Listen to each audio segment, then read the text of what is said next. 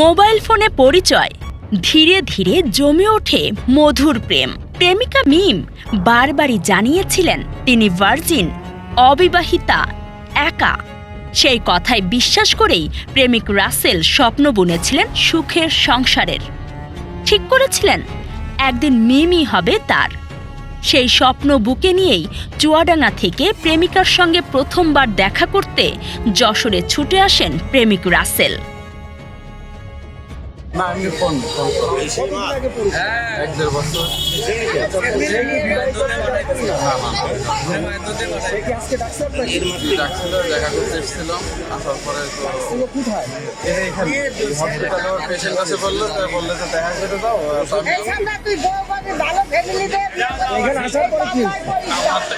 কিন্তু বাস্তবতা যেন ছিল ঠিক উল্টো।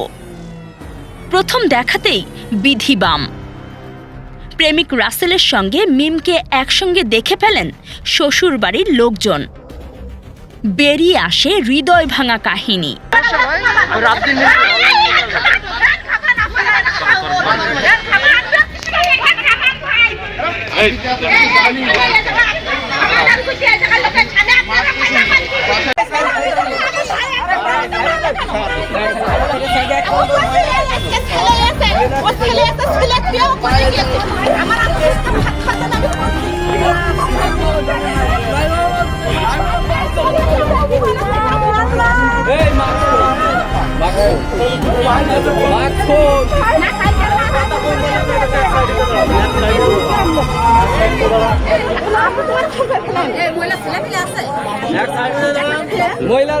বাচ্চা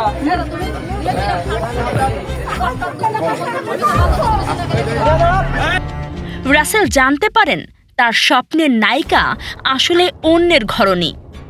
শুধু তাই নয়, রয়েছে একটি শিশু সন্তানও। মুহূর্তেই উত্তেজনা ছড়িয়ে পড়ে। শ্বশুরবাড়ির লোকজনের তোপের মুখে পড়েন মিম। ঘটনাটি ঘটে শনিবার বিকেল 4টার দিকে যশোর শহরের ঘোপ নোয়াপাড়া রোডে। প্রেমিক রাসেল জানান মিম ছিল শুধুই তার। এমন ধারণা নিয়ে তিনি এসেছিলেন যশোরে। পরে জানতে পারলেন একাধিক নামে পরিচয় দিয়ে প্রেমের সম্পর্ক গড়ে তোলাই যেন তার নেশায় পরিণত হয়েছিল। স্বামী ঘরে থাকার পরে 3 বছরের প্রেম। বাচ্চা কাচ্চা কয়টা? বাচ্চা কাচ্চা কয়টা? একটা। তোমার বাপের বাড়ি কোথায়? তোমার বাপের বাড়ি কোথায়?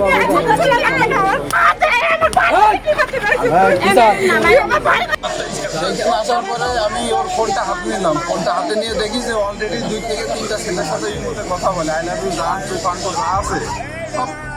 আমি ওই বিষয়ে কথা বলছিলাম, তো এলাকার 2টা বড় ভাই আছে, ধরে জিজ্ঞেস করতেছে তোমাদের বাসায় কোথায় আসার বিষয়। ওই ভাই আমার বললে মেয়ে তো দেখি মনে হচ্ছে বিবাহিত, তুমি কি জানো? আমি বললাম না ভাই, আমি তো জানি। শুধু রাসেল নন, মোবাইল ফোনে একাধিক পুরুষের সঙ্গে মিমের সম্পর্ক থাকার তথ্যও সামনে এসেছে। এখনো বললাম এখন এছাড়া এইসব বিষয় তুমি এর আগে বলনি, ওরে তুমি ম্যারিড জানাওনি, তাই দোষ কি?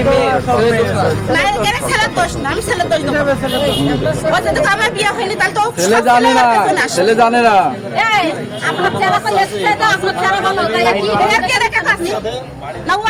শেষ পর্যন্ত রাসেলের হাতে রইল শুধু ভাঙা বিশ্বাস আর একরাশ প্রশ্ন। মোবাইলের পর্দায় যে ভালোবাসা ছিল রঙিন, বাস্তবের আলোয় তা হয়ে উঠল নিষ্ঠুর ও বিবর্ণ। এই ঘটনা যেন আবারও মনে করিয়ে দিল, ভালোবাসার নামে যে মিথ্যা বলা হয় তা শেষ পর্যন্ত প্রেম নয়, তা হয় এক টুকরো অন্ধকার, যা বিশ্বাসের আলো নিভিয়ে দিয়ে নিঃশব্দে হারিয়ে যায়। পল্লব দাসের তথ্য ও ভিডিও চিত্রে কাজী সাইমা, রাত দিন নিউজ।